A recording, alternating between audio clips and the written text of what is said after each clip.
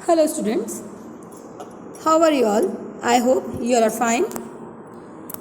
बच्चों, आज हम कोपल पाठ 4 शब्द भंडार वोकैबुलरी पढ़ने जा रहे हैं। चलिए हम स्टार्ट करते हैं।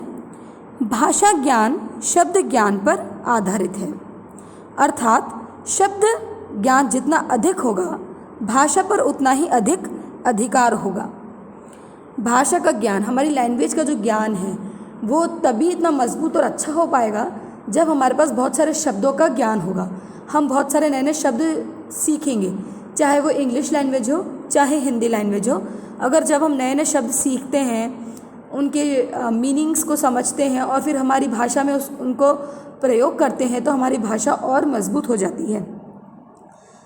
भाषा पर उतना ही अधिक अधिकार होगा। हमारी जो कमांड होगी लैंग्वेज पे, अधिकार का मतलब है हमारी कमांड होगी लैंग्वेज पे बहुत मजबूत होगी। हिंदी में तो यह बात और भी महत्वपूर्ण हो जाती है कि हमारी बोलचाल व पठन पाठन में प्रयोग किए जाने वाले अधिकतम शब्द तत्सम और उनके पर्यायवाची ही हों। अब हिंदी में तो यह बात बहुत इम्पॉर्टेंट है, बहुत ज़रूरी मानी जाती है कि हमारी बोलचाल और पठन पाठन जो हमारी बुक्स में जो हम पढ़ते हैं उसमें जो शब्द हम यूज़ करते हैं वो सारे शब्द संस्कृत तत्सम शब्द हो, मतलब संस्कृत से लिए हुए शब्द हो जो उसी रूप में हम लोग इस्तेमाल करते हों या उनके पर्यायवाची हो, तो हमारी शब्दावली या शब्दार्थ या जो भी हमारे शब्द है वो मजबूत होंगे। अगर हम संस्कृत के तत्सम शब्द जो संस्कृत के ही हैं उन्हें एज इट इज़ हम लोग यूज़ करते हैं हमारी भाषा में, तो हमारी भाषा और भी अच्छी हो जाती है, बोलने में और भी कमांडिंग हो जाती है। भाषा को प्रभावशाली बनाने के लिए शब्दांतरण व वाक्य अथवा वाक्यांशों के लिए एक शब्द का प्रयोग करना आवश्यक होता है। भाषा को प्रभावशाली बनाना है, अगर भाषा को हमारी कोई भी हमारी बात सुनने के लिए हम तैयार रहे, मतलब हमारी भाषा में एकदम प्रभाव होना चाहिए। हमारी भाषा जब हम बात करते हैं तो 10 जने आपको सुनने को तैयार हो, इसके लिए हमारी भाषा प्रभावशाली होनी चाहिए। बनाने के लिए शब्दांतरण व वाक्य अथवा वाक्यांशों के लिए एक शब्द का प्रयोग करना आवश्यक होता है। आप कुछ भी बहुत लंबा ना बोलकर उसके लिए एक शब्द का प्रयोग भी कर सकते हैं। या हम ऐसे तो नहीं बोलेंगे ना कि जाओ वो मिठाई बनाने वाले के पास जाकर मिठाई लेके आओ। हम बोलते कैसे हैं? जाओ हलवाई के पास जाकर मिठाई लेकर आओ। अतः शब्द ज्ञान हेतु विविध प्रकार के शब्दों की तालिकाएं प्रस्तुत हैं। अभी हमें हमारा शब्द ज्ञान को और बढ़ाने के लिए हमारे पास ये तालिकाएं प्रस्तुत हैं। पहली है अनेकार्थी शब्द, पॉलीसिम्स। अनेकार्थी अंबर के और कितने अर्थ होते हैं? अंबर आकाश, वस्त्र, अंक गोद, गणना के चिन्ह, संख्या। अमर देवता जो कभी न मरे। अनंत आकाश, शिव, विष्णु जो कभी समाप्त ना हो। ये एक अर्थ के अनेक अर्थ हैं, मतलब एक अर्थ के अनेक अर्थ। अपेक्षा आवश्यकता, तुलना में, इच्छा, उत्तर, दिशा, जवाब, पानी, चमक, प्रतिष्ठा, जल, सुर, स्वर, देवता, फल, परिणाम, खाने का फल, योग, मेल, जोड़, ध्यान, बलि, भेंट, बलिदान, राजा बलि।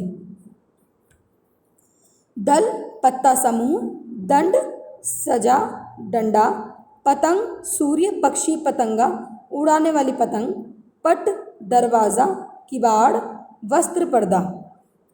हार, माला, पराजय, गति, चाल, दशा, मुक्ति, वर्ण, जाति, अक्षर, रंग, विधि, तरीका, ब्रह्मा, तीर, बाण, किनारा, भाग, हिस्सा, भाग्य, दौड़ना, राशि, धन, भाग्य, राशि, जैसे मेष, वृष।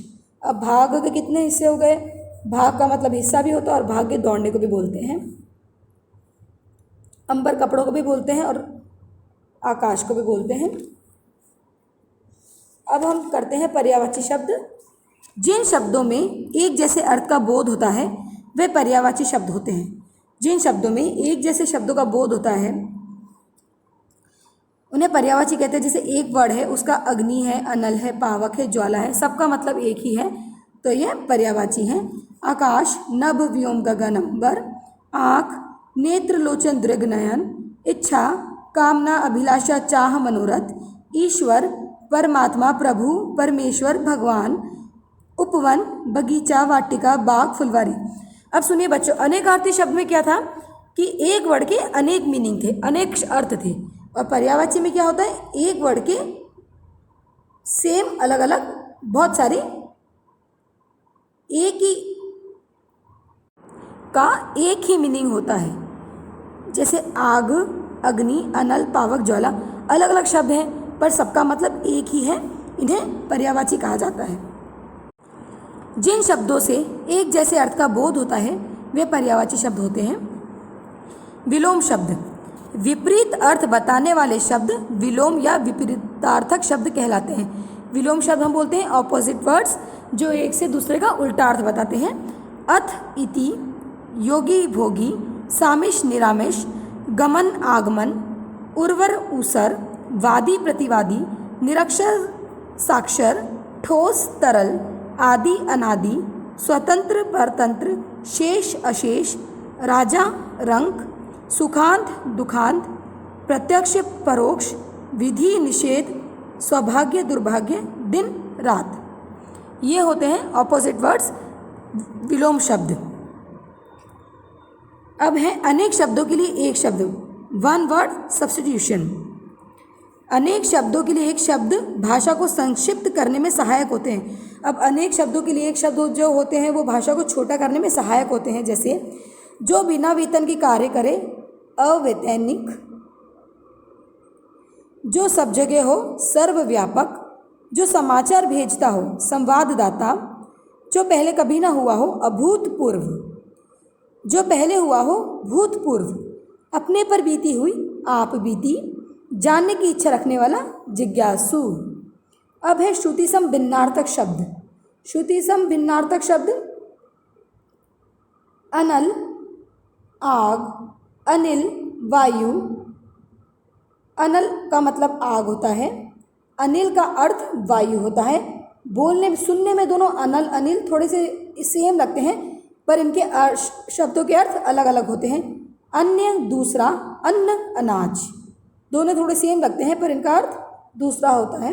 अंश, भाग, अंश, कंधा, उपकार, बुरा कार्य, अपकार, बुरा कार्य, उपकार, भला कार्य। अवधि, काल, समय, अवधि, अवध की भाषा। अब अवधि में छोटी की मात्रा है ध में तो काल समय के, इसका अर्थ काल समय है। और अवधि जब बड़ी की मात्रा है तो अवध की भाषा। अब है तत्सम तद्भव शब्द। तत्सम शब्द संस्कृत के वो शब्द जो एज इट इज़ हम लोग हिंदी में यूज़ करते हैं और तद्भव जो संस्कृत के शब्द हैं उनको हमने थोड़ा चेंज करके हिंदी में यूज़ किया है। तत्सम अश्रु, आंसू, उष्ट्र, ऊंट, मयूर, मोर, सिंह, शेर, सर्प, सांप, कपोत, कबूतर, हस्ती, हाथी, कर्ण, कान, हस्त, हाथ, पद, पैर, नासिका, नाक। यह है तत्सम शब्द। Okay students, thank you.